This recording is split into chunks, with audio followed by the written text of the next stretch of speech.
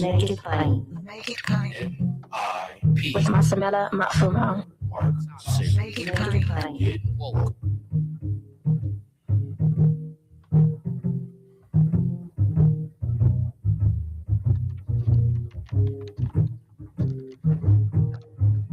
Bless you all. Good Monday morning to you. January 19th, 2026. Happy Martin Luther King Jr. Day. Always proud to say that because we know the struggle we went through to make this day a national holiday. We not only lift up Dr. King today, but we lift up Dr. Coretta Scott King as well, who made all the difference in the world in fighting for that holiday. Stevie Wonder as well. And I always say to people, if you can Google it, look at the picture. Ronald Reagan didn't want to sign the bill, but when you see him sitting at the presidential desk signing the King holiday bill and Mrs. King looking over his shoulder, that is the manifestation of thou preparest a table before me in the presence of thine enemies. Amen. So God bless Mrs. King as well and the King family and what this day means. It means so much to all of us this historic day.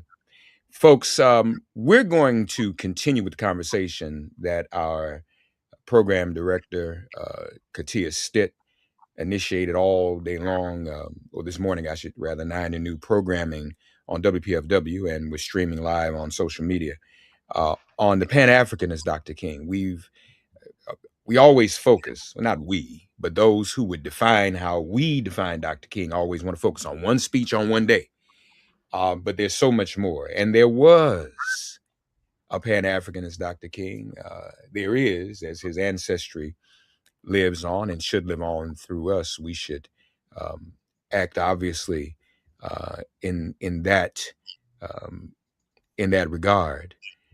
And so we want to talk about the Pan-Africanist Dr. King this morning. And there's a new book out entitled Beyond Borders, Martin Luther King Jr., Africa, and Pan-Africanism. To my knowledge, there have been articles, it's been touched upon, it's been discussed, but to my knowledge, I'm not aware of any other comprehensive work or volume that delves as deeply and as comprehensively and exhaustively as this one does.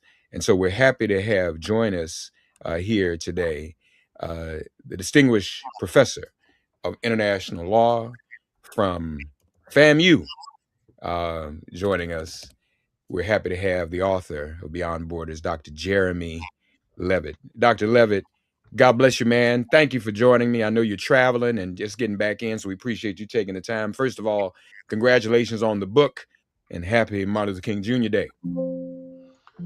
Well, look, brother, if it wasn't you, I'd be sleeping right now because you know, when you get older, the traveling takes its toll on the body. And I just did a red eye in from Phoenix to Florida to Orlando. So, but I'm happy to be here with you. When a man gives his word, he keeps his word.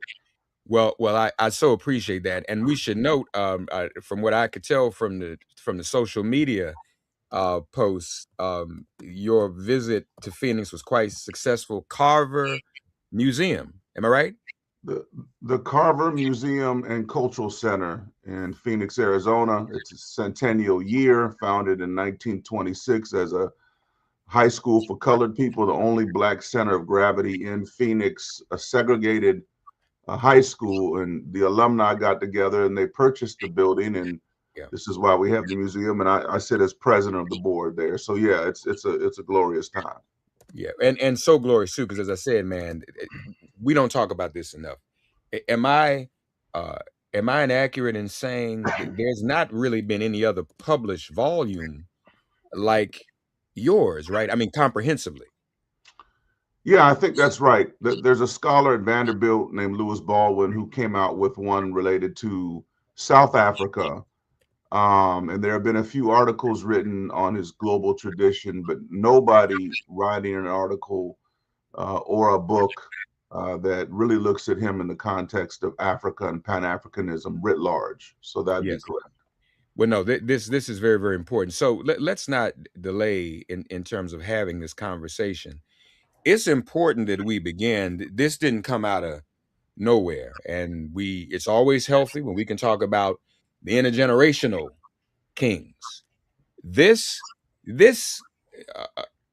got going. This affinity and awareness of the African world, as Dr. John Henry Clark used to call it, began with Daddy King, didn't it? You know what? Yes, I would say, but probably even more so, at least in the origin, it was A.D. Williams, the maternal grandfather, who was the pastor at Ebenezer Baptist Church. And they had a liberation theology agenda at their church. And this is the church that King grew up in. And I think he grew up on a street in Atlanta. It was a well-to-do Negro street called Sweet Auburn. And uh, in fact, Fortune magazine said at one time it was the richest street for Negroes in the country. I don't know if that's true, but certainly it was well-to-do, and it was a epicenter of activity, and particularly dialogue on issues. And so that kind of dynamic King had, two-parent, a very strong household, three generations of preachers, and his father was, in his own right, a man of great stature, not just in the community, but he had traveled into Europe and North Africa. And so King, when you have a father who's been to Libya and Palestine and Tunisia and traveled throughout Europe, and King is getting this information brought home. He came from a very well-educated, well-to-do household that was certainly not just pro-Black, but actively involved with fighting Jim Crow. So this is the beginning of the formation of his mind. In many ways, his African consciousness began at home and within his community, and then with the traumatic experiences that King had. And it's important I say this because early on in King's life, he hated white people, literally. He says it in his books. And certainly, where do we go from here? But it's in his autobiography, because he remembers being slapped by a white woman for stepping on her toe at the age of 6 years old. I think he may have been 8 then. At the age of 6, his childhood friend Jay, who lived in the community because the father was a shop owner, was told that he couldn't play with King anymore because King was a nigger. And King had a variety of these traumatic racialized experiences in his life. He won a contest when he was in high school. He was 14 years old, on the Negro and the Constitution. And he went from Dublin to Atlanta, and he was in that 90-mile ride. He was forced to stand with his teacher and give up their seats to white folks.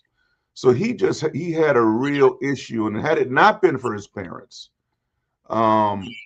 really giving him the ethic of Christian love, King most certainly would have been radicalized in a way where hate was a part of his doctrine, and it wasn't, because he had these surrounding forces that nurtured him in the right way.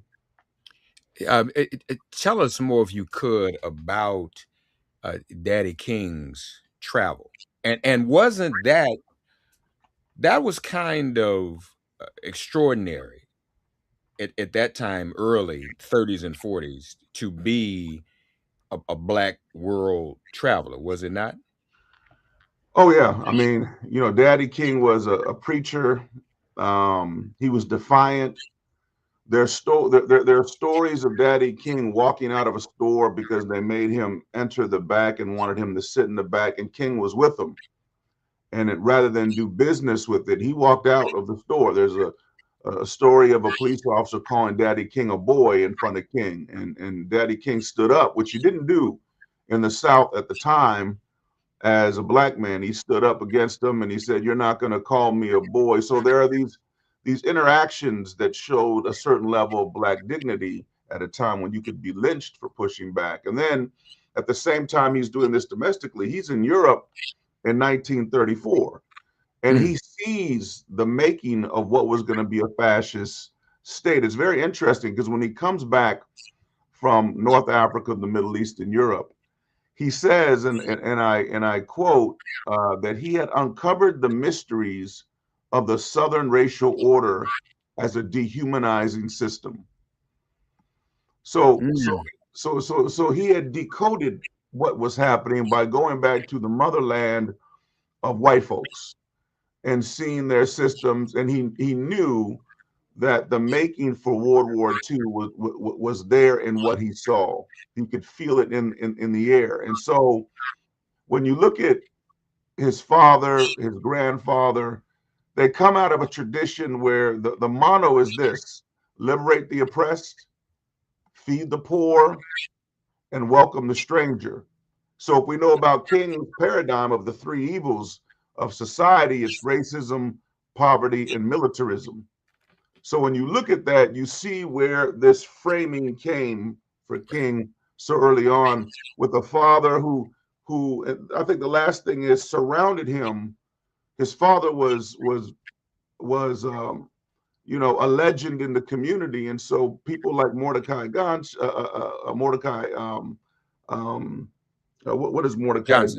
Johnson, Mordecai Mordecai Wild Johnson, right. Yes, and the rest of the Morehouse and beyond community, these men of great stature formed a part of the inner network that King had access to. And do we know? So I don't want to do the time. Want to do the timeline. As Daddy King was traveling, how old would MLK Jr. have been? Well, he was traveling before he was born, and he was traveling, obviously when he was a child. So, King was born. I think Daddy King's trip to Europe was 1934. So this is all in kind of the making of King prior to him going away to Morehouse. Because remember, he went to Morehouse at the age of 15. Right. That's right. Right. Yeah. Right. Yeah. So no, that's very, very important. We then found, and I found this intriguing, and I'm glad you included it in the book when I first stumbled upon it. Dr. King wrote a research paper in 1948 entitled "Light on the Old Testament from the Ancient Near East." That gives us an early glimpse, does it not, of his world view? It does. It does. I mean, it's extraordinary because at this time, at the time, probably by the early 1960s, King had amassed a library of over 1,000 volumes on every topic. And when you go through the books, as I have, I wanted to know what he was reading, what he was thinking, what formed his opinions. King was a bona fide Africanist. I mean, he really understood African history well. And so in this paper you mentioned, The Light of the Old Testament from the Ancient Near East. And remember, the Ancient Near East is code for Africa, right? It's Africa and parts of the Middle East. This is the Ancient Near East. And what he's really talking about is Kemet, the ancient Egyptian capital city. Instead of it being called Egypt, it was called Kemet, as you know. And this is remarkable because he's reading the works of Ptah-hotep and Akhenaten and studying these, and he's drawing a comparison in this paper between these Kemetic figures, these gods, these otherwise extra worldly figures, and Psalms. And he's saying that there are striking parallels between this historical ancient Egyptian history and Psalms in the Bible, that the Egyptian texts and the Hebrew Psalms and Proverbs are paralleled, and we know which one came before the other. So what he's saying is that even in his own tradition, he's aware that the origin of the Bible is African in nature. And to write this in 1948 is next to remarkable for a young man to do that. And he was very influenced by this Africanized vision of the world. And I think it guided him through his life. I mean, you're talking about someone who was deeply religious. So if it wasn't right, if it was what I would call, sometimes we engage in excessive negritude as Black folks because we want to blackify everything.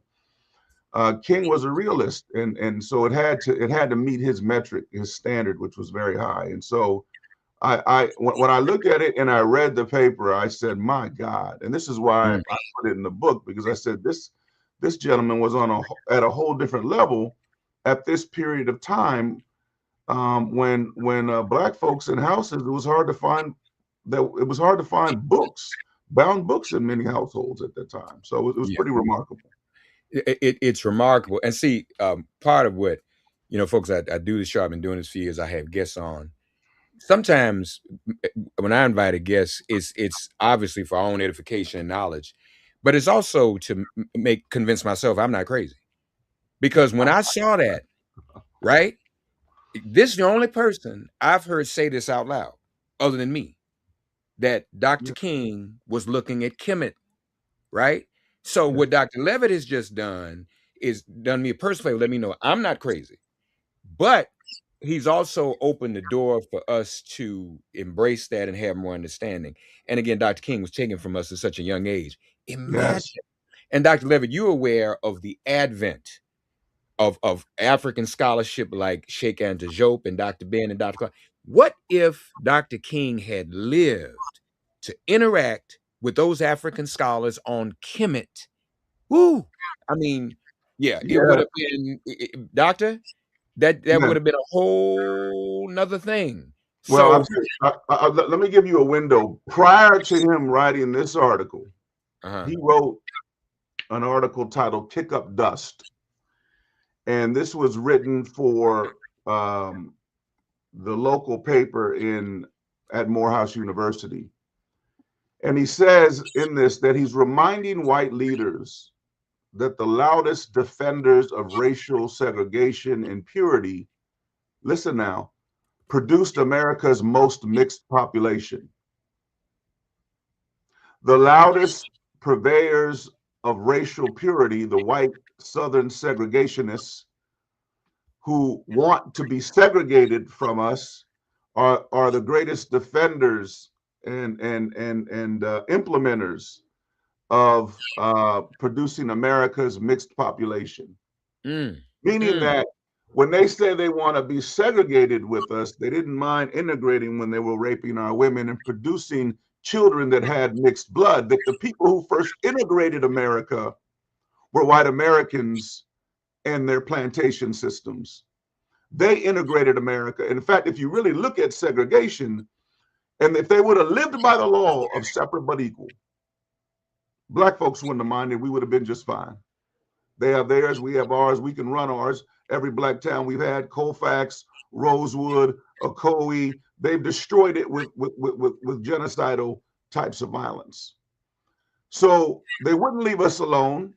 They didn't want to integrate with us, but they had already integrated us biologically and violently through brutal rape.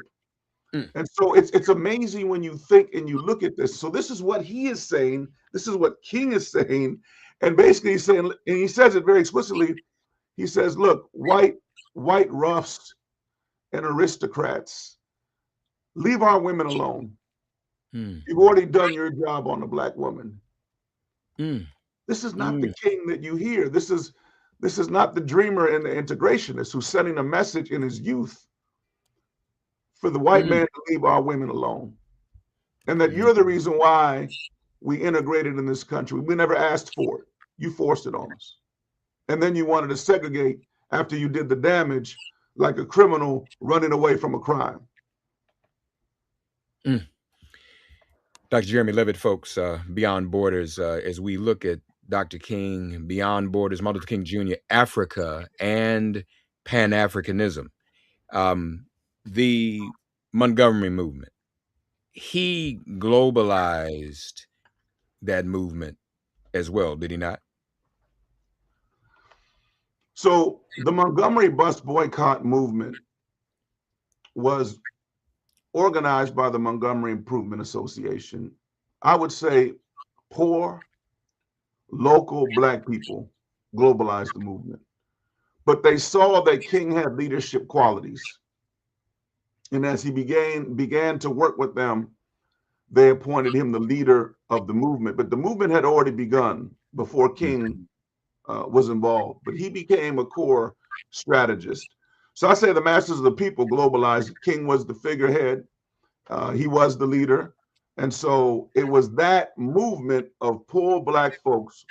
And that boycott is not 1 day, it's not 2 days, it's not 10 days, it's not 100 days, it's not 200 days, it's 381 days of people not going to work saying, we're going to develop our own alternative transportation system while shutting theirs down. Now, when they say Black folks can't do things, we can't organize, we're not, going to be innovative, well, that's a lie, because you just need to study the Montgomery bus boycott and look at what Black folks who are living on the poverty line, in fact, did.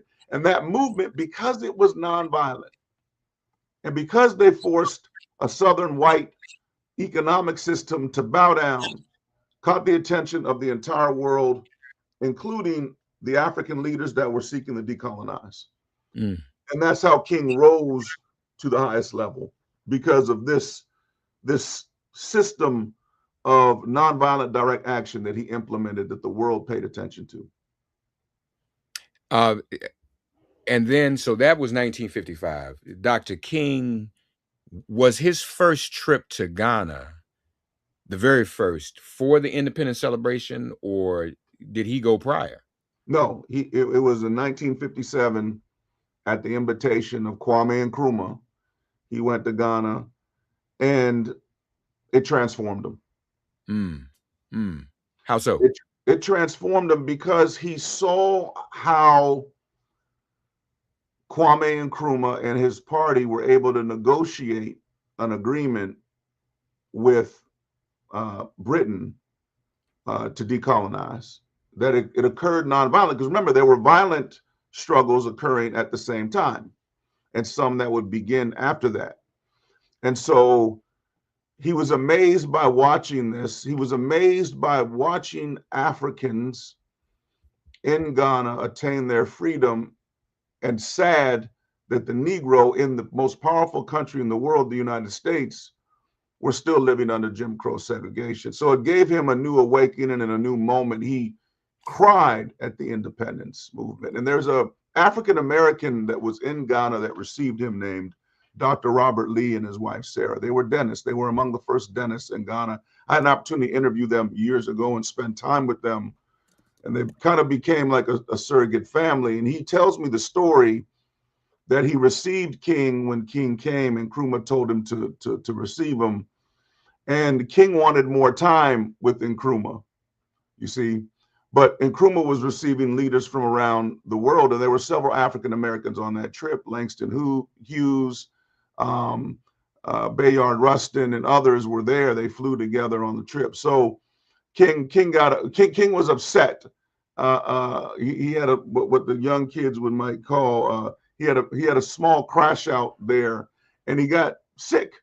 But he was able to recover and really enjoy Ghana and what Ghana had to offer. And when he came back, he was so inspired. I think he gave what might be his best speech, which is Birth of a New Nation, which is about this experience in Ghana and what occurred. So yeah, King was absolutely phenomenal. And Ghana opened up his eyes in ways that one couldn't have imagined before he made the trip. And after that experience, was there an immediate effort on his part, Dr. Levitt, to tie the civil rights movement to Africa? I certainly think that turbocharged it. He was already engaged. I mean, he was already in conversations with Oliver Tambo of the African National Congress. He was already Africanized. And so what this did was open up, because when he was there, he was meeting the African leadership, right? The African leaders that came there from around the world, he was connecting with them in Ghana. And this is why he went to Nigeria in 1960 for the inauguration of Madame Ezekwe, the first head of state of Nigeria, which is interesting because Nkrumah and Ezekwe went to Lincoln University. They were trained by African Americans here. I think Langston Hughes was a classmate of theirs, if I remember correctly. Yeah, yeah. So the idea that King is moving forward in this direction in a way that is amazing and is responsible for Barack Obama becoming the first Black president of the United States. Ask me what I mean. What do you mean? So King worked with Tom Mboya of Kenya, one of the great leaders of the Kenyan Revolution and independence.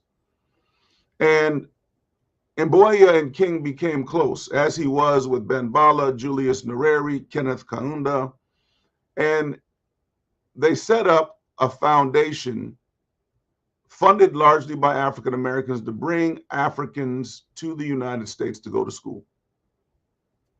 And that funding, it was King and several other prominent African Americans, Jackie Robinson. There were entertainers, the whole core group that was engaged in the civil rights movement at the time, and that's how Barack Obama's father came to the United States through the funding of the organization set up with King and others and Tom Mboya of Kenya. Isn't that amazing? It is amazing. Has Barack Obama ever acknowledged Dr. King and Jackie Robinson and others' direct role in that? I don't know. I've never seen anything, but it doesn't mean that he didn't. And he might not know. He may not know that history is in that deep way. I mean, this is something that you got to kind of be in the archives and bring out. But Barack Obama was brought here through a form of immaculate conception based on the Pan-African conviction of King and other Black Americans. That's right. That's right. Dr. Levitt showing a little bit of his preaching skill whenever you speak from the pulpit and you ask, how did he bring Barack Obama here? I'm glad you asked. He said that's called call and response. We're going to do homiletics too today. So Oliver Tambo, they were in contact. Yeah. And I'm doing that for a reason because I'm going to draw something together. I'm bringing something together. Talk to us about Oliver Tambo and the African National Congress, please, and Dr. King. Well, I mean, you know, it's an interesting conversation for me because I spent so much time in Africa and I worked for the South Africans during the constitutional making process. I had a chance to meet Mandela and just and the Tambo family and then the other leaders of the ANC movement. And so this is incredible. When I saw the communications, King was one of the greatest advocates against apartheid in the United States. And he challenged the United States government in this context. And he was in written communication with the Tambo family. I think King may have met with the wife, Miss Tambo, in London. I'd have to go back and look, but he was a bulwark anti-apartheid activist. And there's a white preacher named George Hauser who started the American Committee on Africa. And this organization's sole purpose was to lobby against apartheid South Africa, the continuing apartheid of what it was Southwest Africa, which is now Namibia. And that kind of mission expanded, and King was one of the big supporters of this organization. And he took this issue to the United Nations. He went to the United Nations. He was his activism on Vietnam, his activism on the anti-apartheid movement. And this is why on the cover of the book, you'll see another gentleman. That other gentleman is Ralph Bunche. And that's a meeting at the United Nations in New York, in Ralph Bunche's office. Ralph Bunche, of course, being the first African American Nobel Prize laureate, and just a guy who we've underestimated in terms of history, in terms of what he actually did. He's the only person to negotiate an armistice agreement between the Arab states and Israel after the Six-Day War. So you have two powerful peacemakers there, two Nobel laureates in that picture. And so he's lobbying Ralph Bunche and everybody to ensure that the United States is not supporting apartheid and trying to galvanize world opinion against the apartheid regime, which he viewed as savages, and his critique of white South Africans is like nothing I've ever seen. And did he not early on himself, before the anti-apartheid movement was in its full throes in the 80s, did not, and 70s and 80s, did not Dr. King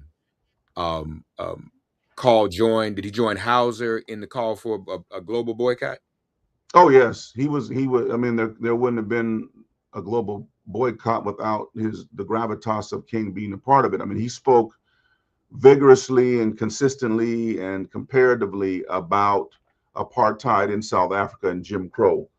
He was a master at weaving in oppression, colonial oppression, and apartheid, which is an outlier in the colonial context in many ways, and Jim Crow segregation, and shining a light on those things. He calls them systems that are a manifestation of a single evil of racial caste. So he was all in, and he continued this advocacy from ACOA, we call it, to ANCLA, which is the American Negro Leadership Conference on Africa, where the Black notables got together and developed another organization, this totally controlled, run, governed by Blacks, which was to influence the U.S. government to support African liberation rather than to sabotage it. And in fact, the State Department and the White House tried to sabotage the formation of this organization because they didn't want African Americans being tied to Africa and in trying to influence American foreign policy. And of course, they failed in their effort to stop them. And so this is another African organization that King was involved in being a founder of. And so it's remarkable that we don't know these things.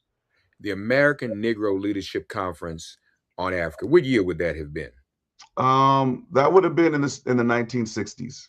In the 1960s. So he's kind of tripling his efforts at supporting African liberation and being a part of the anti-apartheid struggle and opposing neo-colonial and colonial interventions. So this is when this work is really amping up, and then wanting us to, the United States government, to engage in a certain level of policy and development in Africa, while at the same time, from the late 1950s, from 57 on, he was encouraging African Americans to immigrate to Africa and to work with Africa on its development, take our technical skills and be a part of Africa's development. Pretty amazing. Martin Luther King was sounding like Marcus Garvey. No, well, he achieved what Marcus Garvey couldn't achieve for his time. Marcus Garvey never went to Africa. And Marcus Garvey wanted to set up, I think Marcus Garvey had a more romanticized view of Africa, in the sense that he wanted to be president of Africa, which is a continent and of course not a country, full of nations and empires. And so Marcus Garvey wanted to send people back, and he began that process. There's some that ended up going to Liberia, but King was different. He understood that we needed to go assist the Africans, not dominate them, and to bring our expertise to build a Pan-African community within Africa, assisting Africa, and there would be a reciprocity that would help Black Americans.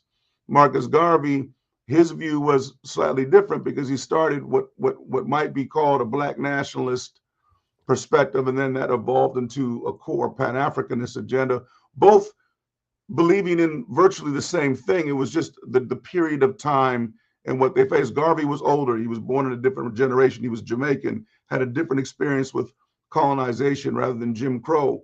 But at the end of the day, they had a meeting of the mind, not unlike King and Du Bois, who were almost parallel in their thinking about Africa. In fact, the major difference between those two would have been that Du Bois became a socialist and King was not a socialist. And I think he moved away from his Christian identity, and King was, a hardcore believer in Christ and a pastor. So all of them have this synergy together. In the moments remaining, Dr. Jeremy Levitt with us, folks, Beyond Borders, Martin Luther King Jr., African Pan-Africanism, part of our theme today on WPFW, MIP on 89.3, up until noon, and then we'll shift the focus to Haiti. Dr. Levitt, I want to reconcile a couple of things. Dr. King, Oliver Tambo, anti-apartheid, and then obviously what he's most known for, because you're informing us of his Pan-Africanism like no one else has before. But we're well informed of his embrace with Gandhi. Is it out of order for me to ask some reconciliation between that embrace of Gandhi, obviously because of his nonviolent approach, and Gandhi's contradiction when it came to South Africa? Yeah, I mean, I think Gandhi was a trained lawyer. He trained at the University of London, and he went on a trip to South Africa to represent a client, and he stayed 21 years. He used his law degree to organize Indians who were being oppressed by the apartheid system, and to be a core advocate. So this philosophy, Satyagraha, I think is how it's pronounced, of love and peace and nonviolent resistance, was tested in South Africa. So again, Africa birthed Gandhi's paradigm that ended up being inherited by King. It still came out of the experience of the African continent and battling apartheid in South Africa. But what Gandhi did was he was the first one to show how the ethic of love could be embraced in the context of a nonviolent direct action movement to fight white supremacy. So there's this wonderful synergy, because Gandhi's philosophy that he tried and he worked on and developed came out of the South African experience, and then it was inherited by King and other civil rights leaders, Bayard Rustin, Mordecai. The rest of them kind of taught King this philosophy, and so King then flipped it and utilized it in the American South. And so when I talk about the term beloved Pan-Africanism, it comes out of his notion of beloved community, a society, a brotherhood, and a sisterhood of all for the collective goodwill, the utilization of the world's resources for the betterment of man. But beloved Pan-Africanism is different. It's grounded in his philosophy of fighting racism, poverty, and militarism. And there are 5 pillars, and I want to share those because it's very important. When you distill what King was doing, he never called it beloved Pan-Africanism. I called it that. And this is what happens when people get assassinated. You have to go back and look at their work. There are 5 pillars: love, global blackness, radical nonviolent resistance, empathy, brave personal sacrifice, and divine justice. These are the pillars that formed King's version of Pan-Africanism. So when you begin to wrap those around and compare them to other versions, you'll find that his probably has the most endearing philosophy that can galvanize the largest number of Black people around the world. The 5 pillars, very important. Folks, we're going to try to get some calls in before we go. 202-588-0893. And studio, if you don't mind, just ask the caller's name and put it in the chat so I can call on them most efficiently. But I guess what I was also saying, early on, Gandhi had some racist views toward indigenous South Africans. I guess that's the reconciliation I'm looking for. I think that Gandhi had no interest in the plight of Black South Africans and fighting apartheid. And he made that clear. And so is it okay? Did Dr. King know that? Is it okay to align historically even so much? I mean, we have no choice, but was Dr. King aware of that? And if he were not, might that have influenced his embrace of Gandhi? I don't know if he was aware of it. and I don't think it would have mattered. And this is why, because Gandhi shut down British India. And what King was, he was a tactician. So he would have looked at the effect of the impact of Gandhi as a human rights figure and still utilized it, because Gandhi's system and approach was highly effective. And King was, a subscriber to it at a later time than many other African Americans who were prominent. And he was right. At the end of the day, King was right. I don't think that would have stopped him at all, in the same way that his love for Malcolm X continued despite being called an Uncle Tom at times. Well, and that's the next reconciliation. If we're talking about the King being a co-founder of the American Negro Leadership Conference on Africa, how many of us knew that? And Malcolm and the Organization of Afro-American Unity, what's the difference? I think that speaks to an inevitability. If they had been allowed to live, there would have been some coming together. Or is that a hypothesis going? Am I being too idealistic, like Marcus Garvey may have been? I think, so let me go back to Garvey. There's always been a romanticization of the Black diaspora with Africa, and I don't see that as unhealthy.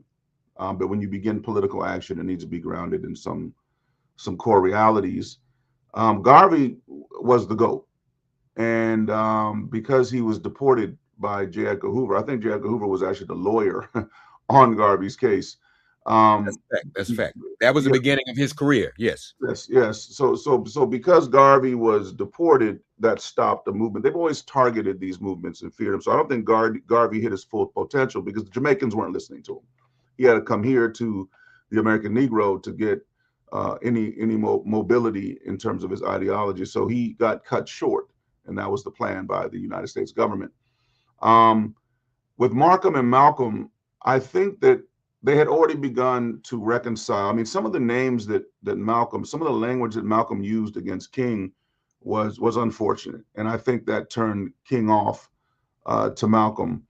But when King was locked up, Malcolm made every effort. He even visited Coretta Scott King, I think it was in Montgomery, and threatened the sheriff and basically said they better not harm or hurt this brother. Malcolm was reaching out to King, especially when he had his awakening, and he wanted to work with King.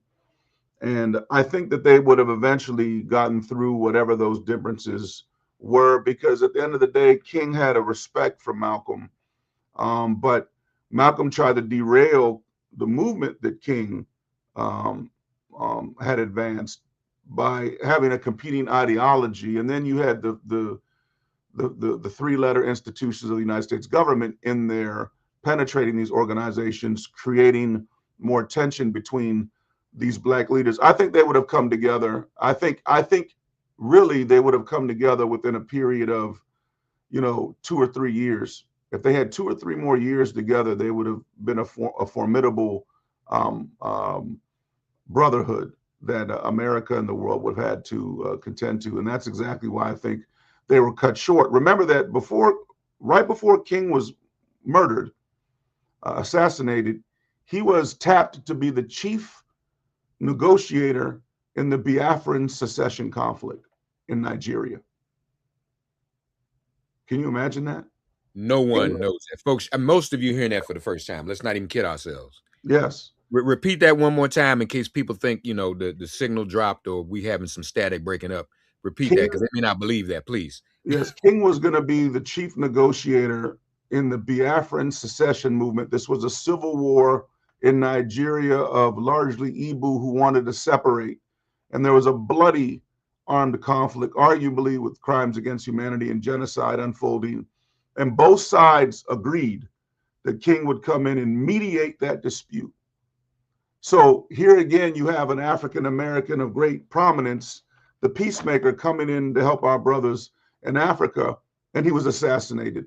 And when you look at who would benefit from a peace agreement and who wouldn't, and you follow the money trail, no one has ever tried to draw a line between his assassination and rare earth minerals and natural resources in Africa and his eventual death. I'm not saying one exists, but I'll say I asked the question. Well, no, we're scholars. We can ask questions. That's not the same as declaring a conspiracy, y'all. When you ask a question, as Dick Gregory taught us, when you ask a question, that's okay. So Yeah. nobody can complain about that. One, just to give us a setting and context and time. What year would that have been, Dr. Levitt? Well, I mean, so this was in the mid to late 1960s. He was assassinated while the war was ongoing in Right, Nigeria. right, right. Yeah. One more reconciliation. We'll get a quick call or two in. I see Miss Alberta. Don't go away, but I think you'll love this. There's one more thing. The cover, Ralph Bunche, Beyond Borders, Martin Luther King Jr., African Pan-Africanism, available everywhere right now. Brand new book, y'all. I mean, this is hot off the presses. So you're getting this first. MIP on 89.3. Ralph Bunche. And again, there's been sort of a misreading of Ralph Bunche's history in terms of the settlement he negotiated, and some have begun to reconsider whether there's anything he may have done to enable the Zionism that we see today. Mm. One, on that point, is that a fair question about him? And two, wouldn't Ralph Bunche have agreed with Dr. King with regards to the Palestinian question? And please talk to us about that too, because Dr. King was very involved in the Palestinian question too. Well, I wouldn't say he was very Okay. involved, but if King makes a statement, that's very involved, right? Because of his stature. So I wouldn't disagree with that either. So Ralph Bunche, his job, he was a UN official. So his job was to help negotiate peace. That's it. When you're in these situations, I've been in these situations as a peace negotiator. You're trying to bring both sides to the table. No one's going to get everything they want. The Palestinian state was already, I mean, the Israeli state was already on its way. The land that had been taken and given to the Jewish community was taken in 1912 via treaty given by Britain. So the borders weren't going to change unless the war would have been won outright. That wasn't going to happen because of massive U.S. support of Israel at the time. So he negotiated with the best formula he could to stop the war. And that's the job of a peace negotiator. It's not to do it under a politicized context. I think Dr. King actually supported Zionism. He believed that the Jews should have their own sovereign state and that it should be in Israel. But he was very uncomfortable with the Israeli state's treatment of Palestinians. And he began to speak out in that regard and ask questions. But he believed that there should be a Jewish state. Remember, we got to go back to the core of King. He was a pastor. He believed that there should be in Israel. He believed that the Jewish people deserved a homeland. And so when people look at his quotes, each side takes what they want and they run with it. This is what Dr. King said. But he was very troubled by the treatment of the Palestinians and very troubled by Israel's behavior. And we have to draw a distinction here between the Israeli state and the Jewish people, which are a very diverse people, even in Israel at that time. And I think he understood the nuances there. But would he support the current character of the Netanyahu regime? Absolutely not. And he would have been an advocate against it. He might have questioned the standing of the Israeli state as long as there wasn't a Palestinian state.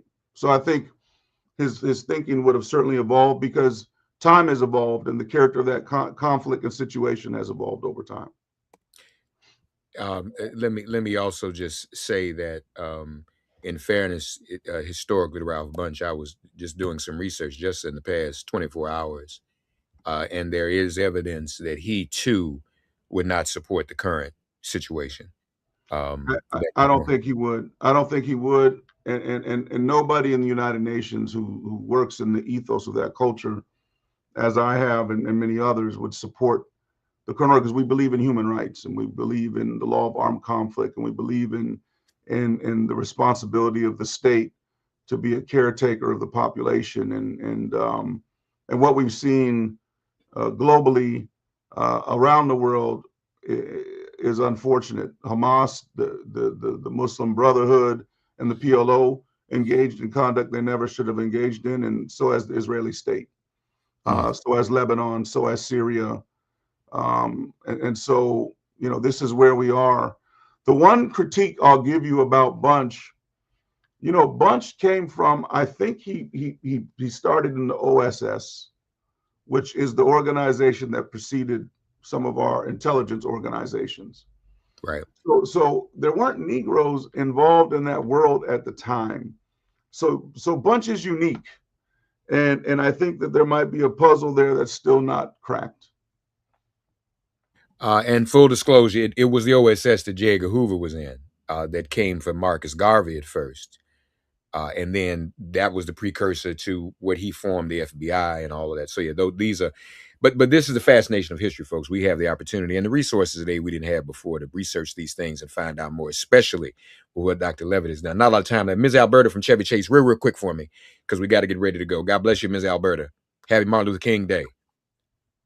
Yes, dear, and thanks for you and Dr. Levitt. God, and I hope so much gifts to you both and the upcoming this year here.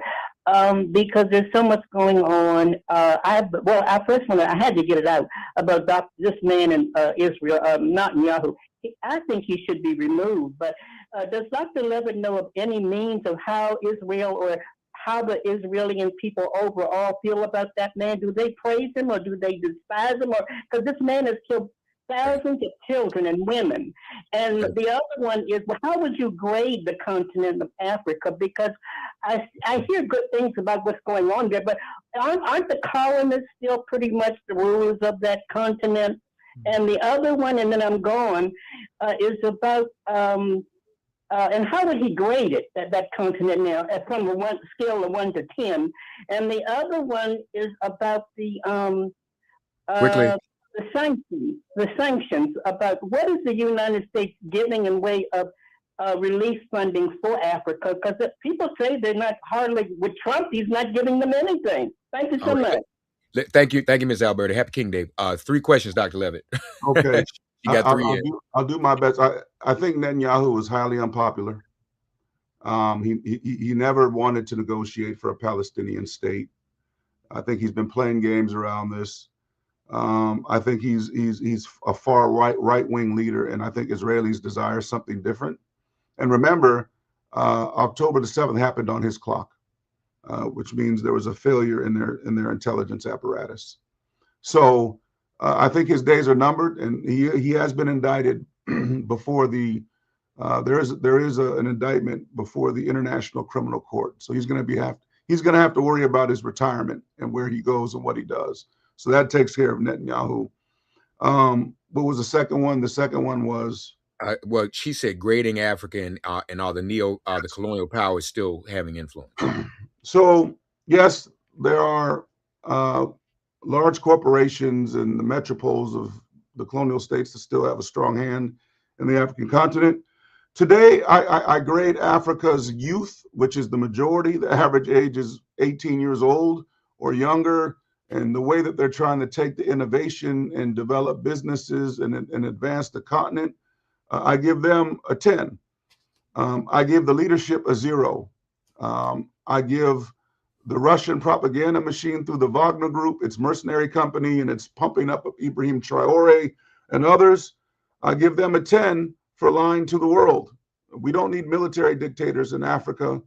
What's happening with Russia and China replacing France and the United States, and this problem, particularly in Francophone African countries, I think is going to continue to haunt the continent. And I think that Africa's holistic failure to engage the African diaspora. African Americans have boosted the Ghanaian economy by $1 billion, every year, every 2 years, whatever the number is now. African Americans spend $2 trillion a year in consumer spending, which is more than the GDP of the entire sub-Saharan African continent. And yet not one African country has a holistic law of return like Jews have, like Israel has for Jews worldwide. We as Black Americans and diasporans could be the economic and cultural engine to helping transform the African continent. And so when our leaders come here and talk about giving Donald Trump golf courses in their countries, and they ingratiate themselves to him. And then he turns around and slaps them with bans so their people can't even come to the country. That is the epitome of white supremacy. I think African nations and their failure to engage us are in a worse position now than 25 to 30 years ago. And until they listen to folks from the diaspora and invoke the policies that will bring us to the continent in meaningful ways and of true citizenship, not what they have in Ghana, a right to abode, not what they have in Benin, which is a transactional kind of tourism scheme that Spike Lee, who's never been to Benin, is pushing. Until they have something meaningful for us, Africa will continue to develop at the pace it's developing, which means that it's going to be behind the rest of the world by 100 years. Wow, Dr. Jeremy Levitt, Beyond Borders, Martin Luther King Jr., African Pan-Africanism, hot off the presses, brand new. Folks, you can watch this interview after the fact on social media. It'll be shared. Doctor, what you've done is so valuable. I'm already getting text messages from other scholars and other folks in the movement. The embrace of Kemet, the possibility that Dr. King, or having been chosen to be a mediator in the Biafran crisis, the American Negro Leadership Conference on Africa. Y'all, this is before Trans-African, OAU and everything. So all of these things were going on. He did not just give one speech. He did not just operate in one city. That's right. And we're thankful to 89.3 MIP on 89.3 WPFW, Katia Stitt, and our program director and all, for helping to encouraging us to have this discussion in this hour. My brother, congratulations to you. If you listen, man, if you don't do nothing else, you have done something so valuable with this book. Appreciate it, bro. And I'm not really supposed to encourage stuff on the air, but in my scholarship, I'm gonna encourage this book and make it mandatory for everybody I run into. So others, let's get this better perspective. Dr. Jeremy Levitt, he's also that way on Instagram. And again, the book is available. So enlighten yourselves, sisters and brothers, ladies and gentlemen. Dr. Levitt, thank you so much. And we will talk again, okay? I appreciate it, brother. Thank you for all that you do to advance our people at a time when they're under the attack that we're under, not just in this country, but globally. We got to be the light in the darkness. So I appreciate everything you're doing. Bless you, Doctor. If all hearts and minds, first of all, happy Martin Luther King Jr. Day, folks. Say it out loud. Yeah. Like when you land in Baltimore, say Thurgood Marshall Airport. Don't say BWI. When you fly to Birmingham, say Fred Shuttlesworth Airport. Don't say Birmingham Airport. Call the names that we fought to have on these edifices and on these holidays. Happy Martin Luther King edifices again. I like the way you say it again, bro. Edifices. Edifices. Yes. Yes. Happy Martin Luther King Jr. Day, one and all. Take care.